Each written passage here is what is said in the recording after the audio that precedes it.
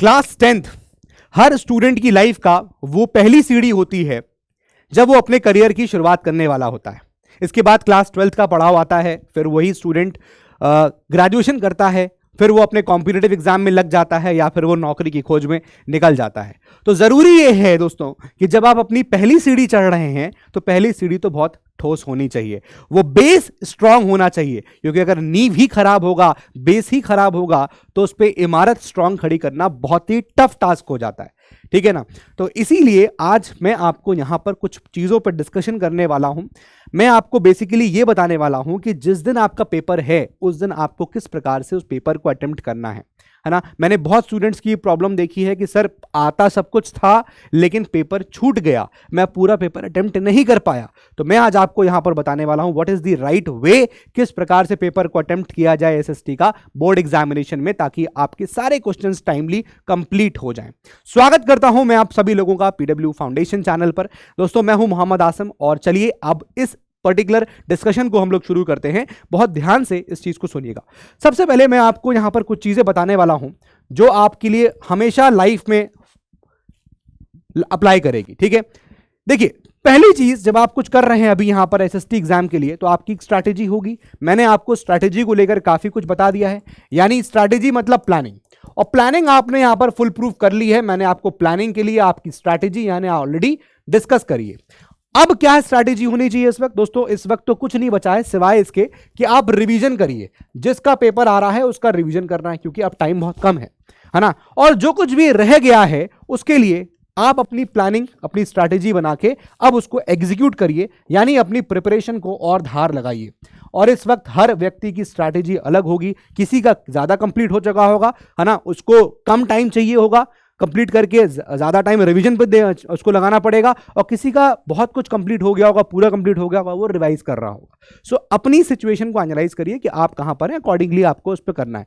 मैं इसमें इसलिए अभी आज नहीं जा रहा हूं क्योंकि मेरा आज डिस्कशन है, मैं इस पे करने वाला हूं पेपर को कैसे डिस्कस करें, यानी जिस दिन आपका बैटल है, जिस दिन आप युद्ध लड़ने जा रहे हैं, उस बैटल को आप कैसे यहां पर डिस्कस करने वाले, आप कैसे यहां पर उसको लड़ने वाले हैं, मैं इस पे बात करूंगा। इस बैटल को हम लोग डिस्कस करेंगे जो आपकी मार्च में होने वाली है। ठीक है, शुरुआत करते हैं और मैं पेपर के पैटर्न पे ही यहां पर डिस्कशन करूंगा।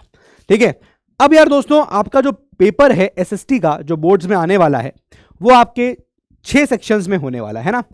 देखिए यहां पर सबको पता है सेक्शन ए होगा उसमें, हाँ सर, उसमें सब सेक्शन बी होगा, ठीक है, सेक्शन सी होगा, है ना, ठीक बात है, सेक्शन डी होगा, ठीक बात है, सेक्शन ई होगा, ठीक बात है, सेक्शन एफ होगा।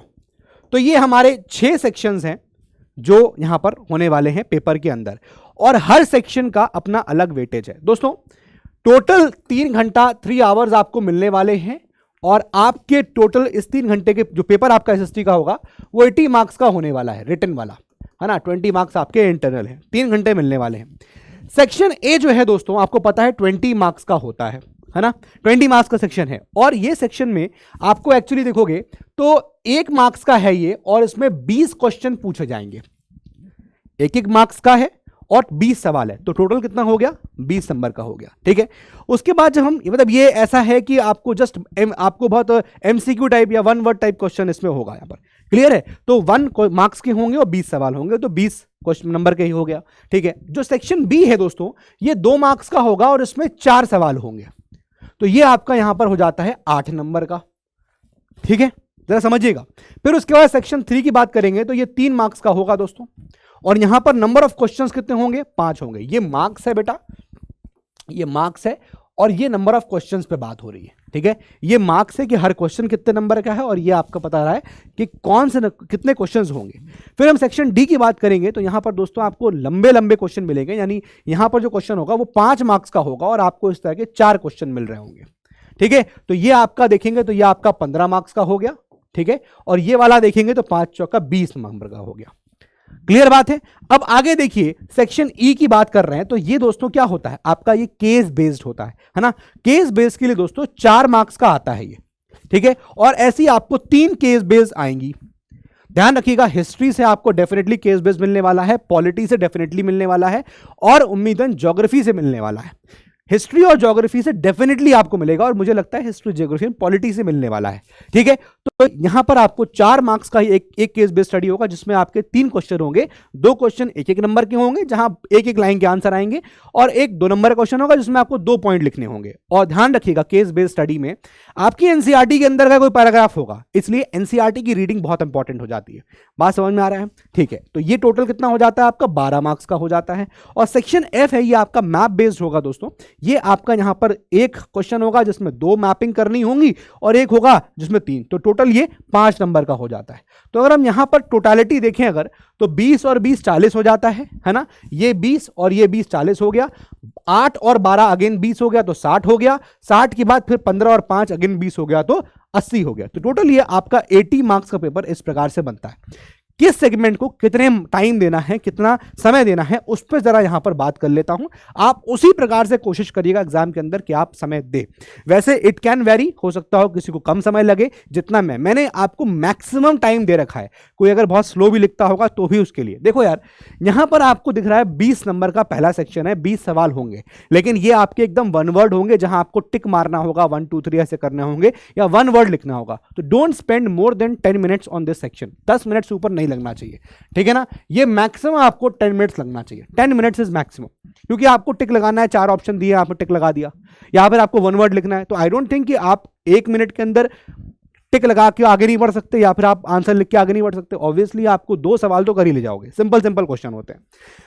मैं मैप की बात करूं तो भैया यहां पर आपको क्या है, 5 प्लॉटिंग करनी है। ध्यान रखना, अब 5 चीजों को प्लॉट करने के लिए मैं आपको 5 मिनट दे रहा हूं। भाई एक कोई चीज है, फला दिल्ली कहां है, अब दिल्ली सोचोगे थोड़ी कि भैया दिल्ली कहां पर होगा, इतना एल्टीट्यूड, इतना ये सब करोगे नहीं। तुमको पता है तो वहां मार्क कर दोगे, आपको नहीं पता है आप ढूंढ सर खुजाओगे थोड़ी देर अपना। तो सर खुजाने का टाइम भी मैंने ले लिया कि इतना टाइम लग गया, कहां है कहां नहीं है, 5 मिनट है। तो भाई मैं कह रहा हूं यहां पर मैक्सिमम 5 मिनट्स लीजिएगा, इससे ऊपर आपको समय लगेगा नहीं। या तो आ रहा होगा या नहीं आ रहा होगा, और नहीं आ रहा होगा तो थोड़ी सर भी खुजा सकते हो, इधर उधर देख लेना दोस्तों को क्या क्या कर रहे हैं क्या नहीं कर रहे हैं। तो आपको 5 मिनट मैंने यहां दे दिए। सबसे ज्यादा वेटेज आपको दिख रहा है ये वाला है, ये आप देखोगे दोस्तों तो ये आपके लॉन्ग आंसर्स हैं, 5-5 नंबर के हैं। इसका मतलब इसमें लगने वाला है टाइम, इसीलिए 4, एक तो यहां पर 4 क्वेश्चंस होने वाले हैं। तो मैंने ये सोचा है कि भाई आप लोग अगर एक क्वेश्चन को 15 मिनट भी लिखोगे, 15 मिनट, तो भी आपके 15 4 60 मिनट्स, 1 घंटा आप एंटायरली इस सेक्शन को दे सकते हो। ठीक है, यही मैंने यहां पर प्लान भी किया था। जी हाँ, मेरा प्लानिंग ये है कि आप एक क्वेश्चन को, भाई 4 क्वेश्चन है यहां पर, ठीक है, एक क्वेश्चन को 15 मिनट भी लिखे तो भी आप इसको यहां 60 मिनट्स तक लिख सकते हो। 60 minute is what you can give to this section. ठीक है ना? कितना टाइम दे दिया मैंने आपको, देखिए मैं आपको लिख भी दे रहा हूं कि मैंने यहां पर आपको 15 मिनट्स दिए हैं पर क्वेश्चन आपको 15 मिनट्स दे रहा हूं। बहुत है, बहुत है। आराम से भी लिखोगे तो 4, भाई क्योंकि 5 पॉइंट लिखने हैं ना, तो 15 मिनट में 5 पॉइंट नहीं लिख पाओगे, ऑब्वियसली लिख दोगे। 3 मिनट में 1 पॉइंट लिखने का हो रहा है इसका मतलब, है ना? तो मेरे ख्याल से आप आसानी से इसको लिख सकते हो। ये आपको हो गया 60 मिनट। इसके बाद मैं आपसे अगर बात करूं केस बेस्ड स्टडी की, तो केस बेस्ड स्टडी के लिए मेरा यहां पर है कि मैं 45 मिनट्स एक केस बेस्ड स्टडी को 15 मिनट में सॉल्व कर लूंगा।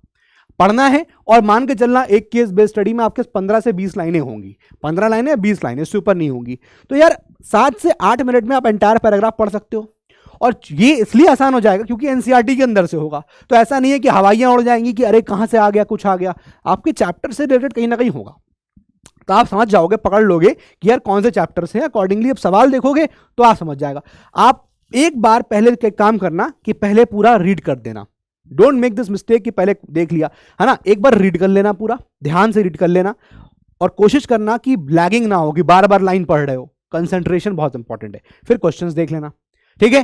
फिर उसके बाद आपको समझ में आ जाएगा यार कहां से क्या पूछ रहा है, and easily you can solve the question. तो मैं मान के चल रहा हूं कि आप जो है एक केस बेस्ड स्टडी में 15 मिनट्स लगाएंगे तो आप 45 मिनट्स में इसको कर ले जाएंगे। ये मुझे लग रहा है 45 minutes is what I think you can easily solve the 3। क्योंकि देखो यार आंसर लिखना क्या है, एक एक लाइन के आंसर है ना। 1 मार्क के 2 क्वेश्चन होंगे केस बेस में और एक 2 मार्कर होगा, तो 4 नंबर का होगा, ठीक है ना। तो 4 मार्क्स के लिए 15 मिनट बहुत है, ठीक है ना। जैसे यहां पर आपने, यहां पर 5 नंबर के लिए 15 मिनट दे रहा हूं आपको, ठीक है ना। उस हिसाब से केस बेस्ड स्टडी में 4 मार्क्स 4 नंबरों के लिए 15 मिनट यहां भी आपको दे रहा हूं, तो अगेन जस्टिफाइड है। ठीक है, कुछ इस प्रकार से आपको यहां पर देखने को मिल रहा है भी। ठीक है, तो 2 घंटे आपके यहां पर निपट गए। अभी भी आपके पास 1 घंटा है और मेरे हिसाब से इन 2 सेक्शंस को करने के लिए बहुत टाइम आपको अभी भी नहीं चाहिए। जो यहां पर ये सेक्शन बी है जिसमें सिर्फ 2-2 नंबर के हैं, इसका मतलब आपको हर क्वेश्चन में बेटा कितना 2 पॉइंट लिखने हैं, है ना। इसमें सिर्फ 2-2 पॉइंट लिखने हैं। यहां 3 मार्क्स का है, 5 क्वेश्चन होंगे तो आपको 3-3 पॉइंट लिखने हैं। अब आप ये बताइए मुझे, आपको क्या लगता है कि एक क्वेश्चन में 2 पॉइंट लिखने के लिए कितना समय चाहिए आपको? कितना समय? भाई मैं जो लेके चल रहा हूं ना, मैंने लेके चला हूं कि आपको इसमें भी लगेंगे, मैं मान के चल रहा हूं 25 मिनट। सोचना जरा, मैं मान के चल रहा हूं आपको लगेंगे इसमें कितने? भाई कितने क्वेश्चन है? 4 क्वेश्चन है। अगर आप 5 मिनट भी लेते हो एक आंसर के लिए, ठीक है, 5 4 जा 20, आपने 20 मिनट ले लिए। मैं ये मान के चल रहा हूं कि आपने इसको 20 मिनट दे दिए, ठीक है ना। चलिए देखिए 20 मिनट हो गया, ठीक बात है, ठीक है। अब आपके पास 40 मिनट बचे हैं अभी भी you are left with 40 minutes, ठीक है। अब आपके पास सेक्शन सी है, 5 क्वेश्चन हैं आपके 3-3 नंबर के। अब इसको भी अगर आपने, मैंने माना कि आप इसको भी क्या कर रहे हो, 5-5 मिनट ले रहे हो। अगेन भाई ये 3 नंबर का है ना, भाई इतना टाइम तो इसमें लगेगा नहीं कि तुम 2 नंबर के लिए 5 मिनट ले जाओगे। मान लो ले लिए तो भी आपने 20 मिनट यहां दे दिए, और यहां भी मान लो 3 नंबर का है, अगर मैं कह रहा हूं कि आपने इसमें क्या किया, आपने 5 मिनट फिर से लिए तो 5 5 जा 25 हो जाएगा ये, है ना। 25 हो गया। चलिए देखिए 25 मिनट्स। अब कितना हो गया मुझे जरा देख के बताइए, कितना टाइम लग गया आप लोगों के लिए? भाई तुम ये देखोगे तो ये आपको दिख रहा है 1 घंटा तो 60 मिनट हो गया, फिर 45 और 10 और 15 60 हो गया, 2 घंटा हो गया, यानी कि ये गिन लिया हमने, ठीक है। 45 और 5 50 और 10 60, 2 घंटे हो गए, और फिर उसके बाद 20 मिनट और 45 मिनट, यानी ये कितना हो गया 45 मिनट्स। तो 2 घंटे 45 मिनट हो गए, 15 मिनट आपका अभी भी बचे हुए हैं। अब मैं ये कहूंगा कि लास्ट के 10 मिनट रख लेना अपने पूरे पेपर को रीचेक करने के लिए कि सब सही लिखा है ना, प्रॉपरली प्रेजेंटेशन ढंग से देख लेना उसका, अगर अच्छे से किया है, इंपॉर्टेंट वर्ड्स को अंडरलाइन कर सकते हो कि ये कीवर्ड्स हैं, ये कीवर्ड्स हैं, है ना। You can do that also, कि अंडरलाइनिंग कर दी भाई टीचर का फोकस दिखाने के लिए कि यहीं पर देखो यही इंपॉर्टेंट चीज है ना। आप बताना चाह रहे हो कि मैंने वो कीवर्ड लिखा हुआ है, ताकि टीचर को जांचने में कॉपी टाइम ना लगे। देखो यार, तुम जितना कम समय दोगे टीचर को, है ना, टीचर को वो दिखाओगे जो टीचर देखना चाह रहा है कि भैया ये वर्ड है कि नहीं है, बस टीचर को आगे कुछ चेक ही नहीं करना है। बात समझ में आ रही ना। तो एसएसटी के अंदर इंपॉर्टेंट है कि आप कीवर्ड्स को जरूर हाईलाइट करिए, ठीक है।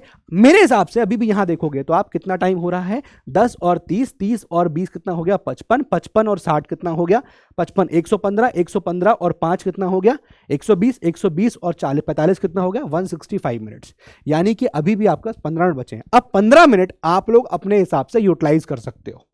अगर आपको लगता है कि नहीं हमें यार 5 मिनट और चाहिए, किसमें, केस बेस्ड स्टडी में, तो आप 45 की जगह आप इसमें 5 मिनट और 50 दे दो। आपको लग रहा है सब हो गया, केस बेस्ड स्टडी और करना है, सारे 15 मिनट यहां लगा दो, ये भी चीज कर सकते हो आप लोग। बात समझ में आ रही कि नहीं आ रही है? ठीक है, अकॉर्डिंगली अगर आपको लग रहा है नहीं यार मैं काम करूंगा, मैं खाली 5 मिनट यहां दे दूंगा और 5 मिनट में इसको भी दे दूंगा, चलो लो, या यहां जरूरत नहीं है तो 5 मिनट मैंने यहां दे दिए, लो भाई आपने इस सेक्शन को 30 मिनट में दे दिया। एक आंसर 6 मिनट में लिख रहे हो, क्योंकि 3 पॉइंट लिखने हैं, तो मान के चला यार 1.2 मिनट में लिख रहे होंगे तो 3.6 मिनट में लिख देंगे, है ना। तो भैया इसके लिए कितना कर दिया हमने 6 मिनट्स पर क्वेश्चन, तो कितना हो गया आपका ये 6 5 जा 30 हो गया, है ना, 30 मिनट्स। इसको हम कितना लिख रहे हैं 5 मिनट्स पर क्वेश्चन, 5 मिनट्स पर क्वेश्चन, भाई 5 4 जा कितना हो गया 20 हो गया। तो यार मेरे ख्याल से एम्पल अमाउंट ऑफ टाइम है आपके पास यार, 2 नंबर का सवाल 2 पॉइंट लिखने हैं, यू हैव 5 मिनट्स, समझ रहे हो। तो आई थिंक अगर ऐसे कर ले गए तो ये आपका टोटल यहां पर जो आ रहा है, मान लो इसमें आपने दे दिया 6 पंजे 30, तो देखो 10 और 20 30 हो गया, 30 30 60, 60 और 60 120, 120 और 50, मान लो 50 नहीं 120 और यहां पर 50 कर लो, 120 और 50 कितना हो गया 170, 170 और 5 175। आप अभी भी इसको 170 मिनट्स या 175 मिनट्स में अपना पेपर खत्म कर रहे हो। Still you are left with 5-10 odd minutes, जहां पर अपने आप पेपर को रीचेक करिए, कीवर्ड्स को अंडरलाइन करिए। इस तरह से आपको बोर्ड से पेपर को अटेम्प्ट करना है। आई होप यहाँ पर सभी लोगों को मेरी बात बहुत अच्छे से समझ में आ गई होगी, और ध्यान रखिएगा मेरी इन बातों को जो बहुत इंपॉर्टेंट है। ये आपका बैटल डे है, इस बैटल डे को बहुत ध्यान से कर लीजिए, क्योंकि युद्ध का दिन जब होता है ना तो वो फाइनल डे होता है। जब फाइनल मैच होता है जिस दिन, तो आप कोई भी चीज़ हल्के से नहीं ले सकते। और ध्यान रखिएगा ये जो फाइनल डे है ये जिंदगी भर काम आएगा। ये जो मार्कशीट मिलेगी ना आपको 10th क्लास की, जिंदगी भर काम आती, जिंदगी भर। हमेशा क्लास 10th का सर्टिफिकेट हर जगह काम आएगा। तो कभी शर्म ना आए इस सर्टिफिकेट को दिखाने के लिए, इसलिए उस हिसाब से अपनी पढ़ाई को सीरियसली आगे बढ़ाइए, अपने आप को सीरियस रखिए और इसमें आगे प्रोसीड करिए। मेरी आप सभी लोगों के साथ बेस्ट विशेज हैं, ठीक है। I wish you all the very best. और किसी प्रकार के डाउट हैं तो ज़रूर नीचे लिखिएगा, मैं उन पे भी आपको आंसर्स कर दूंगा, ठीक है। मिलते हैं अपने नेक्स्ट सेशन में। जय हिंद, जय भारत।